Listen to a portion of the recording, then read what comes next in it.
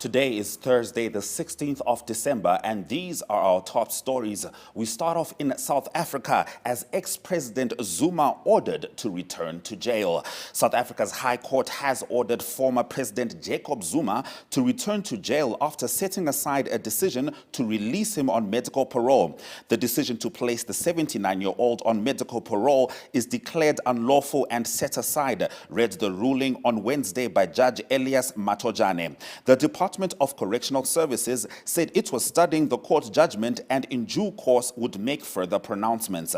Zuma, who began medical parole in September, is serving a 15-month sentence for contempt of court after he ignored instructions to participate in a corruption inquiry. In the same month, South Africa's top court dismissed a bid by him to overturn the sentence. The former president, whose 9-year reign ended in 2018, handed himself in on 7 July to begin his prison sentence, which triggered the worst violence South Africa had seen in years, as angry Zuma supporters took to the streets. Critics accuse Zuma of using ill health as an excuse to further delay a drawn-out corruption trial relating to a 1999 purchase of arms from 5 European firms. Deputy President at the time, Zuma is accused of pocketing bribes from French defense giant Thales and faces 16 charges of fraud, corruption, and racketeering.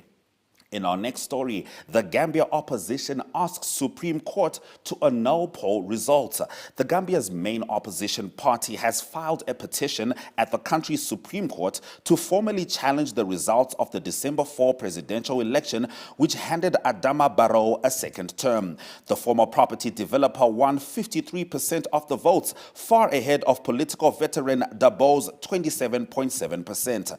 The opposition party's petition said Barrow and his party members promised cash in exchange for votes. It also urged that the election was invalid. It argued that the election was invalid because numerous foreign nationals had allegedly cast votes, among other irregularities.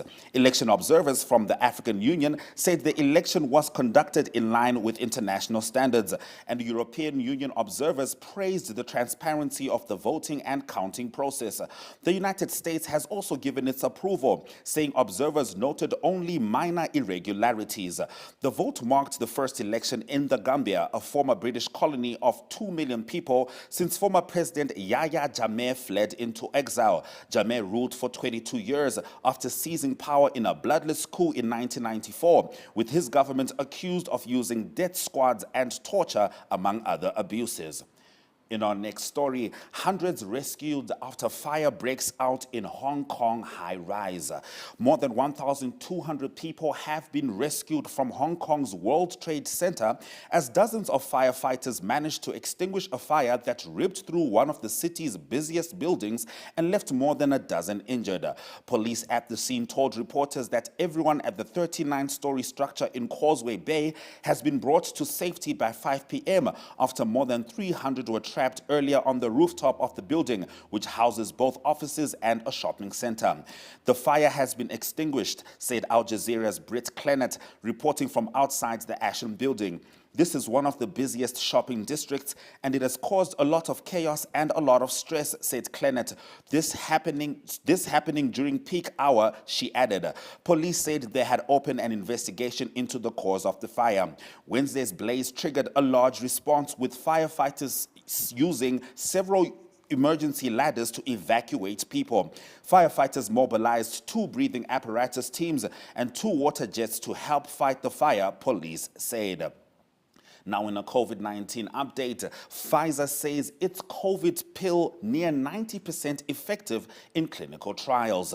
Pfizer Inc. has said the final analysis of its antiviral COVID-19 pill showed close to 90% efficacy in preventing hospitalizations and deaths in high-risk patients, with recent lab data suggesting the drug retains its effectiveness against the fast-spreading Omicron variant of the coronavirus. The U.S. drug maker's remarks came on Tuesday after it said last month the oral medicine was about 89% effective in preventing hospitalizations or deaths when compared with placebo based on interim results in about 1,200 people. Nobody in the trial who received the Pfizer treatment died, compared with 12 deaths among placebo recipients.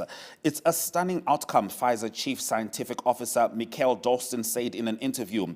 We're talking about a staggering number of lives saved and hospitalizations prevented. If you deploy this quickly after infection, we are likely to reduce transmission dramatically. In our next story, we are in Angola. Ministry of Health says it is open to dialogue with doctors. The Minister of Health, Sylvia Lutukuta, expressed her willingness to continue talking with the National Union of Doctors of Angola with the aim of finding a solution to the doctors' strike. Doctors from public health units have been on strike since the 6th, demanding salary readjustments, payment of subsidies, better working conditions, qualification of more professionals, among other requirements. Speaking to the press, Sylvia Lutukuta urged the doctors to calm down, urging them to return to their jobs to provide medical assistance to those in need.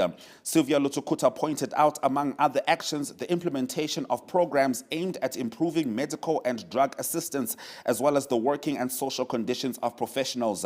He highlighted the integrated municipal intervention program, which has allowed for the construction and rehabilitation of health infrastructure, such as health posts, medical centers, and hospitals. In our next story, we are in Botswana. DIS expedited appeal denied. The Court of Appeal has refused to grant the Directorate of Intelligence and Security an expedited appeal for former President Ian Khama's search warrant.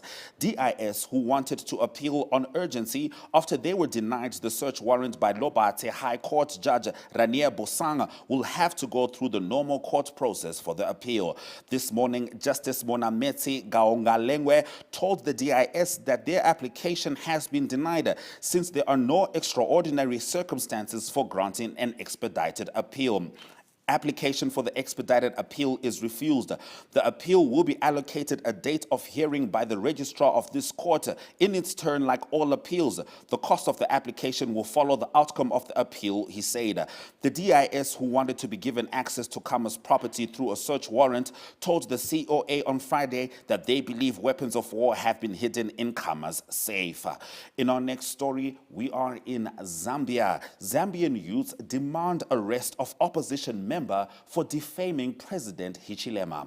United Party for National Development Youths Lusaka Province Tuesday afternoon marched to Lusaka Central Police Station to demand for the immediate arrest of PF Chairperson for Media and Publicity Raphael Nakakinda for allegedly defaming the president.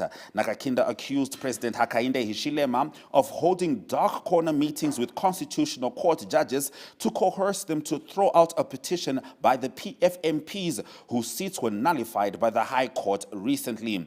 Mr. Banda said it is disheartening that Mr. Nakakinda, who could choose to spread falsehoods against the president, adding that such had the potential to incite citizens to rise against the legitimate leadership of President Hichilema and to cause public discontentment towards the judiciary.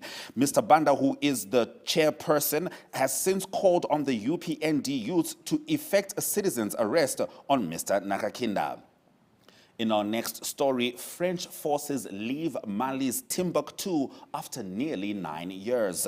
French forces have left the city of Timbuktu, the latest sign the former colonial power is scaling down its presence in northern Mali, nearly 9 years after a military intervention that helped push back fighters that have overrun parts of the country. General Etienne du Peyrou, head of France's Operation Barkhane military campaign in Mali, shook hands with the new camp commander and offered him a large wooden key as a French military plane made a low flyover. In a statement, the French military emphasized that the Malian military maintains a strong garrison in Timbuktu, in addition to nearly 2,200 United Nations peacekeepers who are permanently deployed there. Mali has been plagued by a conflict that has a separatist movement in the north of the country in 2012, but devolved into a multitude of armed groups jockeying for control in the central and northern northern regions. The international community has set a deadline for new democratic elections to be held in Mali by the end of February, though there are growing signs that that will not happen. In our next story, we're talking about Kenya and COVID as Kenya's High Court suspends mandatory COVID vaccination order. Kenya's High Court has suspended a government order to prevent those who are not fully vaccinated against COVID-19 from accessing services and entering public spaces such as national parks, bars, and restaurants.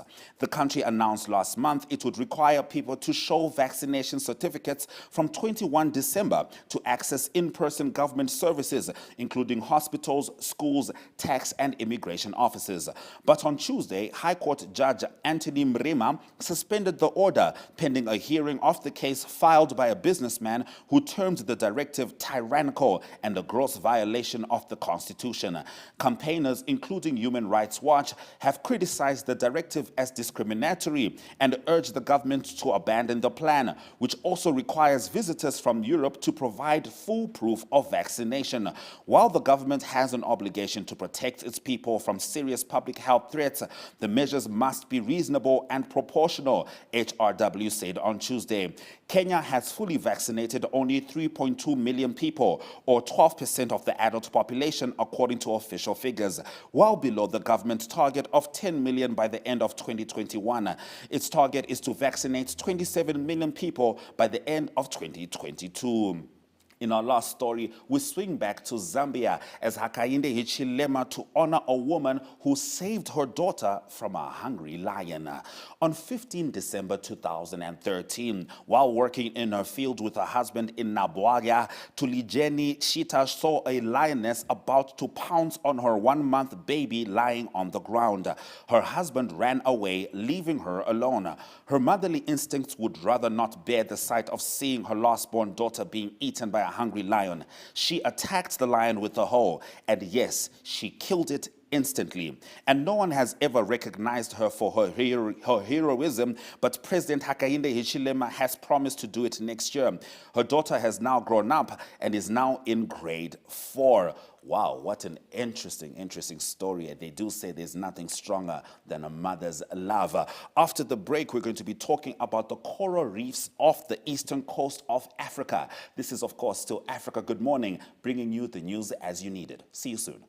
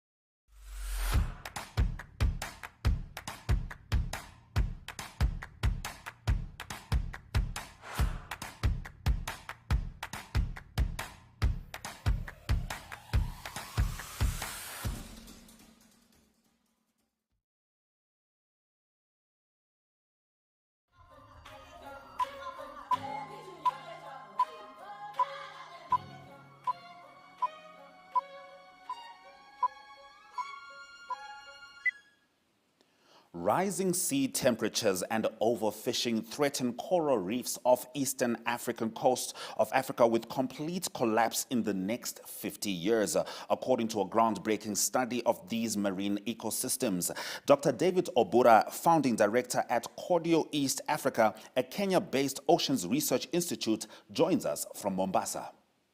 Good morning to Dr. David Obura. Doctor, welcome to Namibia and welcome to Africa. Good morning. Thank you. It's a pleasure to be visiting you this morning. It seems like you're in a very holiday setting. I suppose that's your office.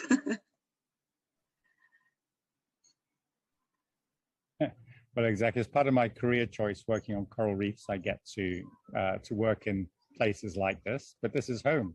This is my loft office at home. So, looks absolutely wonderful. Dr. Obura, you are an absolute expert when it comes to coral reefs, and specifically you're looking at the state of coral reefs on the west coast of Africa. What is the situation? Well, yes, so I look at coral reefs. So we're in the western Indian Ocean, the west side of the Indian Ocean, but the east coast of Africa. And the situation with coral reefs is not a very positive one, unfortunately. Coral reefs are one of the most climate vulnerable ecosystems, and we started to lose corals because of global warming in 1998. So this is, coming up to 25 years ago, because of these heat stress events. And then on top of the heat stress from global warming, there is ocean acidification is happening, but then there's a lot of local pressures from fishing and coastal development, from tourism and pollution and things like that. So yeah, so there's a lot of pressures being thrown at coral reefs right now. Just to put into context, for us, we're in Namibia, so we've got the Atlantic Ocean. It's not exactly coral reef area.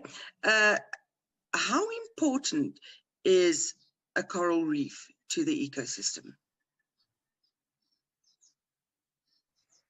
Well, a coral reef is very important. So on the east coast of Africa here, yes, it's quite different from off Namibian coast. You have cold water upwelling systems and very productive fisheries. The warmer waters here are less productive in terms of the biomass or the amount of fish, for example, in the water. But coral reefs are very efficient at capturing nutrients and nutrition from tropical waters. They get a lot of energy. Their main energy source is sunlight because they have a symbiotic algae living in their tissue. And because of that, corals create the whole ecosystem. And the coral reef ecosystem provides many benefits to people, from fish for food to coastal protection, for building and construction, and against sea level rise as well. And a lot of cultural and recreational benefits as well. So they really are the foundation for coastal economies in East African countries.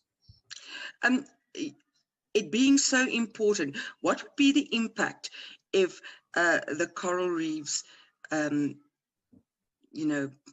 die or get hurt?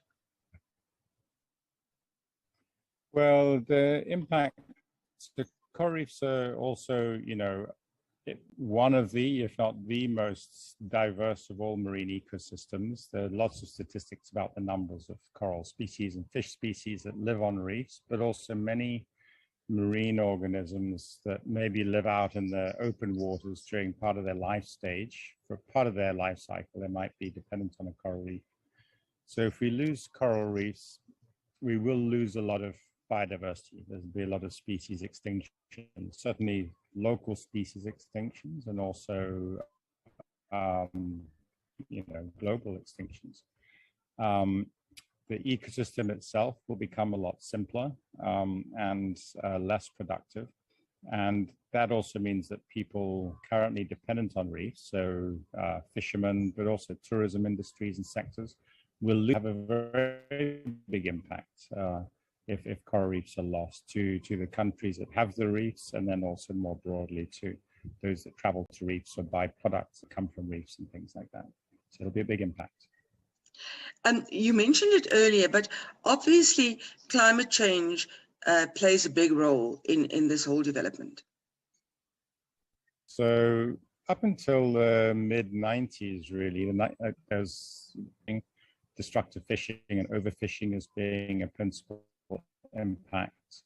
Also, the increased coastal construction because of sewage or pollution and nutrients coming from land, from pollutants from industry, and also from agriculture, economic development. But then all of a sudden in 1998, particularly the first real global climate, we had rains for 5 or 6 months, and the amount of flooding and destruction of infrastructure and roads and so on was immense, and also really strong impact on agriculture and livelihoods. So climate change has really taken over as the biggest impact on reefs globally. We have a global report, an update, a status report we produced now just 2 months ago.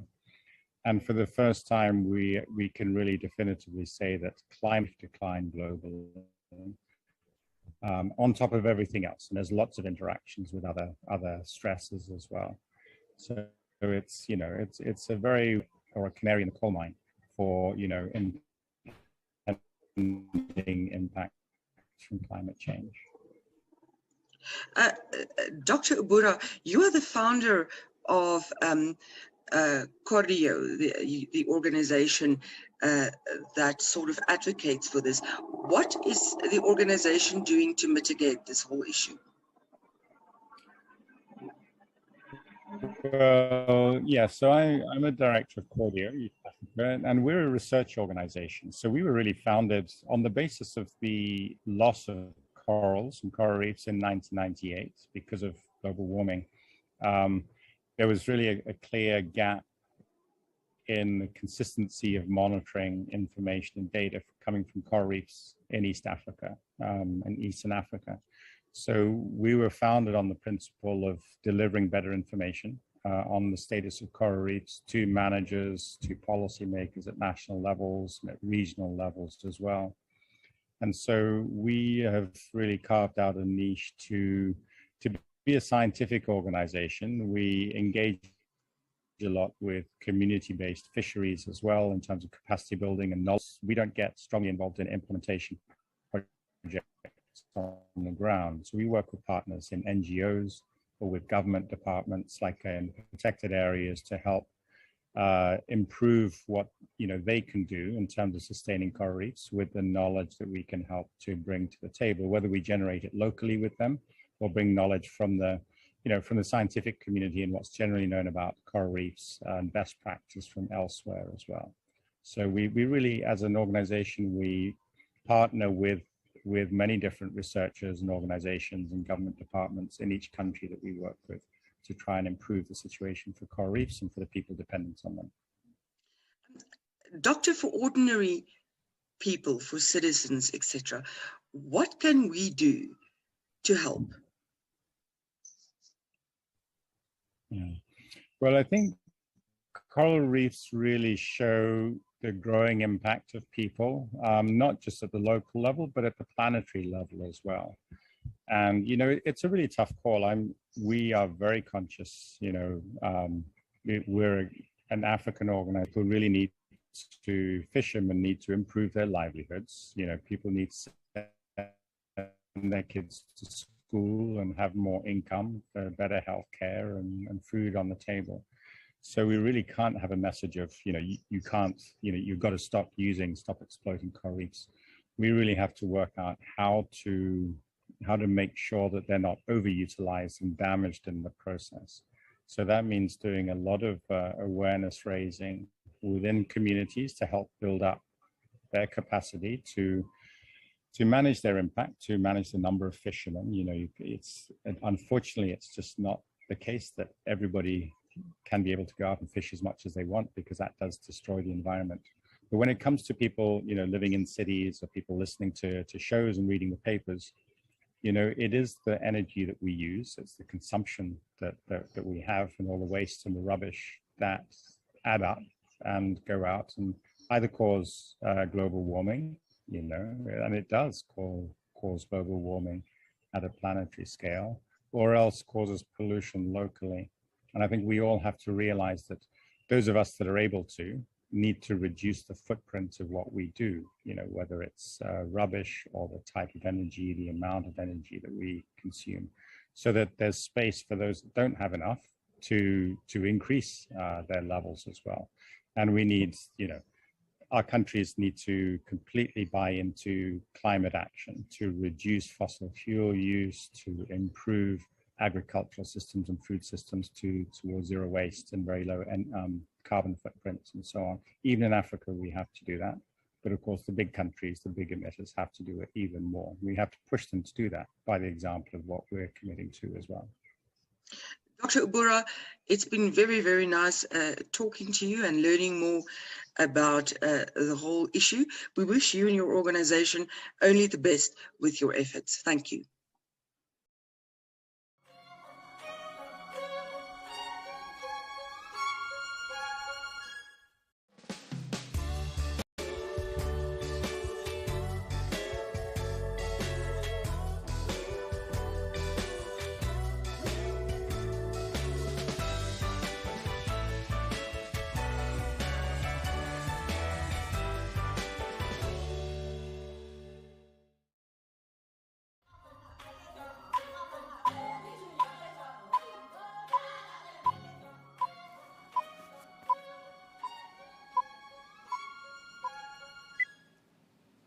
Africa Good Morning is your reliable source for decentralized African news. Keeping that in mind, let's have a chat with Talent Gore in Zimbabwe. Good morning, Talent. Wamukase. Good morning, Aina. Good morning, Ashray. How are you doing? I'm all right. It's okay. Aina and I sort of kind of look alike. Now, I understand Zimbabwe has launched an e-passport. Could you please tell us about that? Well, President Emerson Mnangagwa has launched the country's electronic passport, which will start being in use next year. So the current hard passports that we have, they are going to stop being in use by 2023, by December 31st, 2023. These passports will eventually phase out the current hardcover passports, and President Mnangagwa said that this was in line with the government's vision of a modernized economy through the application of advanced ICT systems. Well, an electronic passport or e-passport contains an electronic chip, and the chip holds the same information that is printed on the passport's data page, that is the holder's name, date of birth, and other biographic information. President Emerson Mnangagwa said that the new system will enable the production of 30,000 passports per day starting next year. So the current passports will stop being in use on December 31st. The country has been facing shortages of passports dating back to 2018. You find that we have a backlog of more than 400,000 passports. So the president has said that this will ease the backlog, but the citizens, the people in general, they're saying that this decision was rushed because there are people who applied for their passports a year ago or even last week, and now they're being told that their passports are going to expire in 2023. Usually the Zimbabwean passports, it expires after 10 years. So now people are saying that it's not fair that they've just applied for the passports and now they're being told that they're going to expire in 2023. The passport cost right now is quite high. You find that the emergency passport, it costs $318. There's someone who actually applied for that emergency passport, and now that person is being told that his or her passport is going to expire in 2023. Yes, Yeah. so they're saying that it's that's not fair that the government just comes out and says these things. understandably so. Now, staying with the subject of documentation, holders of the Zimbabwean exemption permit in South Africa will now have their permits extended after the South African government dumped earlier plans to desist from renewing permits that expire on December 31. Could you please get into that? So the South African Department of Home Affairs gave no reason as to why they have withdrawn from their earlier statement, saying that holders of the Zimbabwe exemption would their payments they would expire on December 31st. We have over 200 Zimbabweans who are in South Africa, and apparently they are, when the South African government made this decision, there are lawyers who were representing the Zimbabwean people who are in South Africa who have the permits. They actually took the matter to the courts. They applied for an emergency court hearing. So you have since that the South African government, the South African Home Affairs have since issued out a statement withdrawing its earlier plans to withdraw the permits, and they're saying that they're going to renew these permits. All right. Now, in your last story, law enforcement agents recover drugs worth 28 million. That's a staggering number. So law enforcement agents in Zimbabwe, they have recovered drugs and substances worth $28 million. Well, this is not in US dollars, this is in Zimbabwean dollars. So they say that they recovered the substance worth $28 million, with nearly 200 suppliers having been arrested around the country between January and October. So you've seen that 575 people have been arrested, and 192 were suppliers and 383 were end. So the government has said that they're going to do more campaigns. They're going to arrest people who are doing drugs, people who are dealing in drugs, those who are selling, and those who actually take these drugs, because we've seen that Zimbabwe, especially the youth, they are using substances, and the statistics rose during the COVID period, whereby people, they didn't have anything to do. Some people lost their jobs, so they now resorted to the use of drugs. So the government has said that they're going to make sure that they arrest everyone who deals and who uses, the end users. They're going to arrest everyone who takes part in the use of drugs. All right. Thank you very much, Talent, for bringing us the news from Zimbabwe. You're welcome, and thank you very much for having me. It's always good to have you here on Africa Good Morning. Next up, let's check out the weather forecast.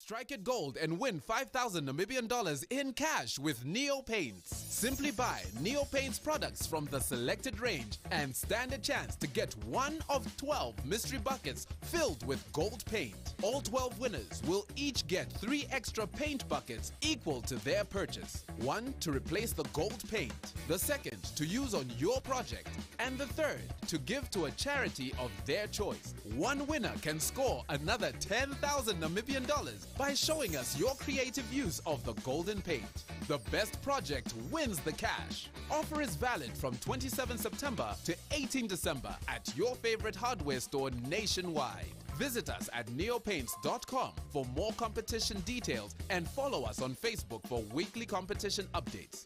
Neopaints, a coat of excellence.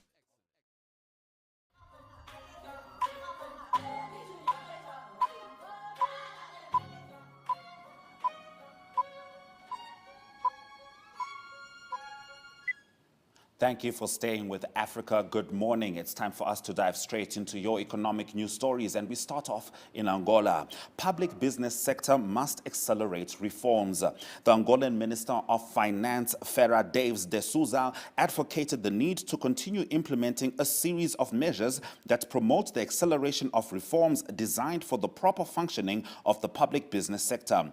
During the meeting with representatives of the public business sector, the Minister of Finance considered it to be an event of great relevance for the SEP in particular and for the country in general, having emphasized that public companies should become more robust and autonomous from a financial point of view.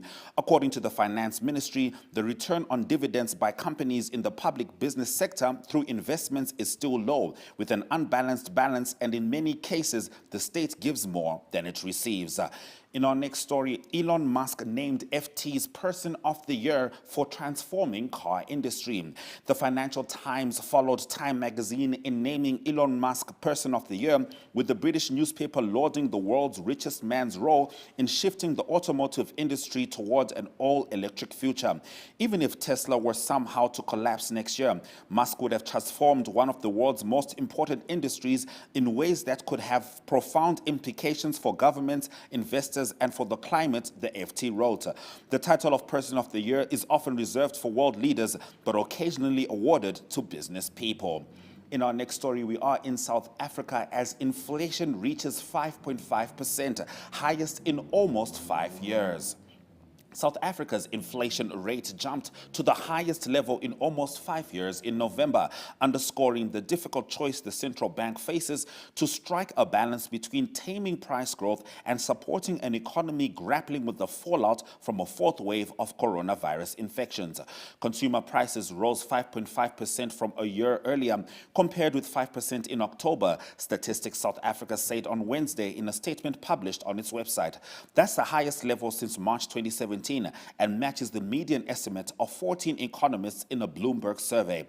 The South African Reserve Bank last month raised its benchmark interest rate and signaled further increases. Policymakers may be forced to rethink that strategy as international travel bans imposed after the discovery of the Omicron variant in the country risk stalling its economic recovery. In the last of our economic news stories, we are in Morocco. Klayeco wants to recycle 100 tons of coffee grounds into bricks per year.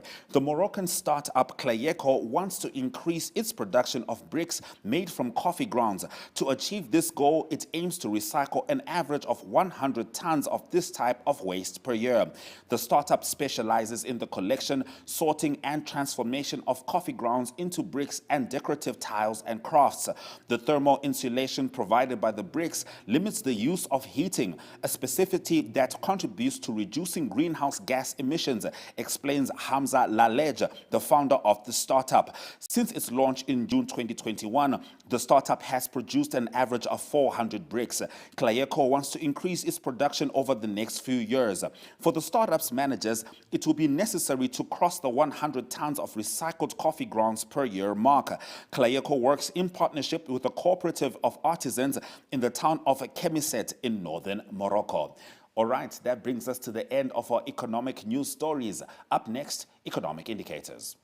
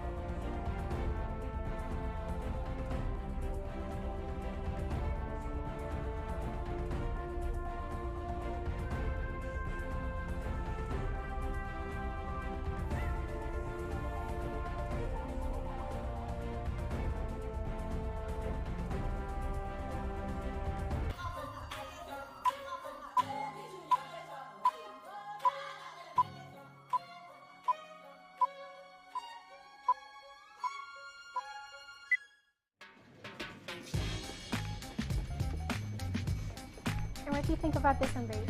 You go now. You're the best. Can I go now? Sweetie, you're just getting started.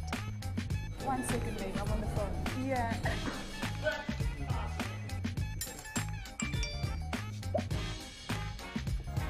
What do you think about this one, babe? Babe?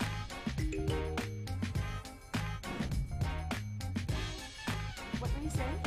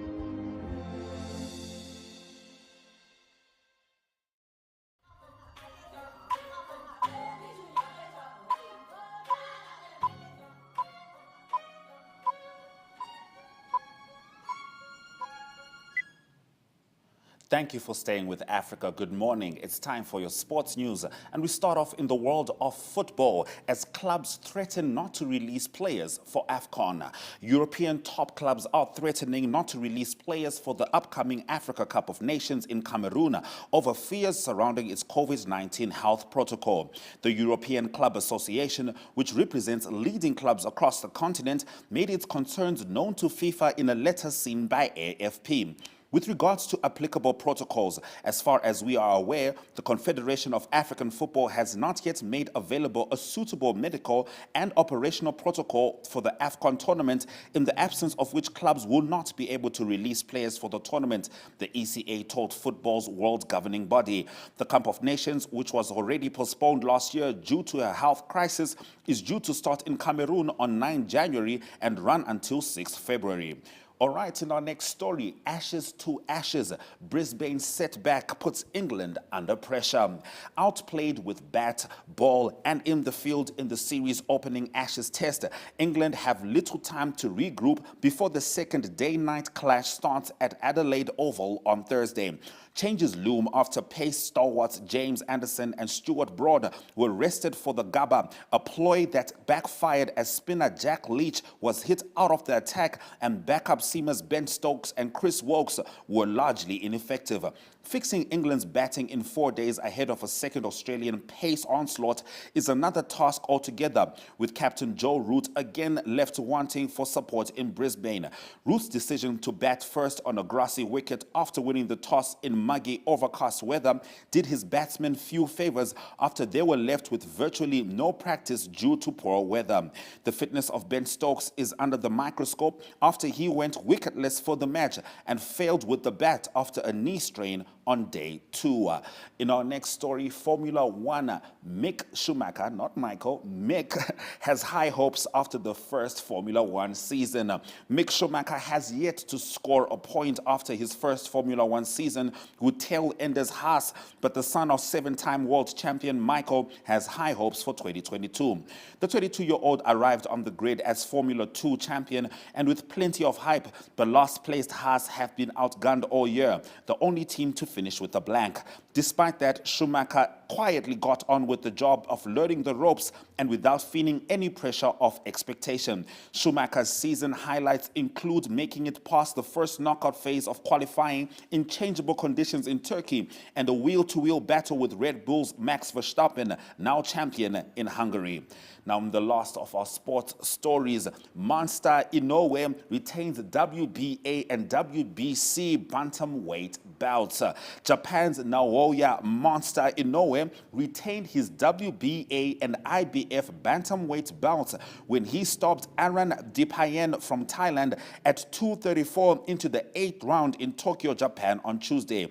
Dipayen put up a stern challenge, fighting back at times, but this was not enough as Inoue hurt him with stiff jabs. The champion also varied his attack, scoring to the head and body with stinging shots that left the challenger with a nosebleed. After another big left hook in the 8th round, the referee stopped the fight. All right, this is Africa Good Morning. Thank you for sticking with us through the show. Just after this break, it will be your headlines.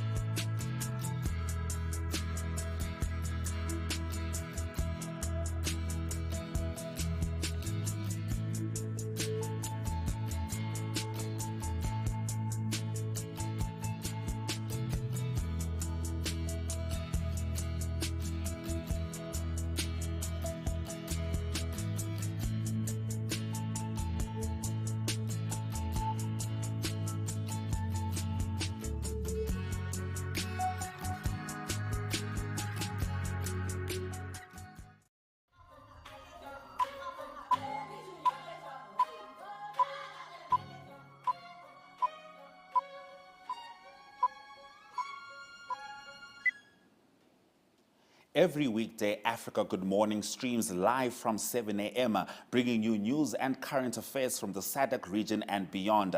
Now, if you perhaps missed our top stories at the top of the hour, or if you need a recap, worry not, here are the headlines. South Africa ex-President Zuma ordered to return to jail. The Gambia opposition asks Supreme Court to annul poll results. Hundreds rescued after fire breaks out in Hong Kong high-rise. Pfizer says its COVID pill near 90% effective in clinical trials. Public business sector must accelerate reforms in Angola.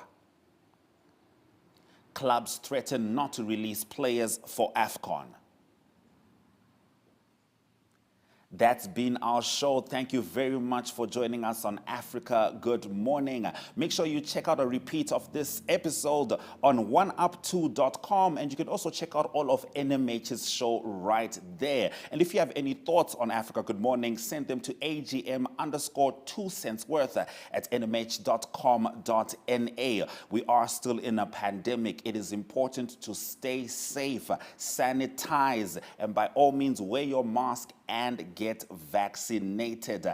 Africa Good Morning can also be contacted on Facebook and Twitter. Like I said, your thoughts matter to us. And something else that matters to us is delivering you African news as you need it. See you tomorrow.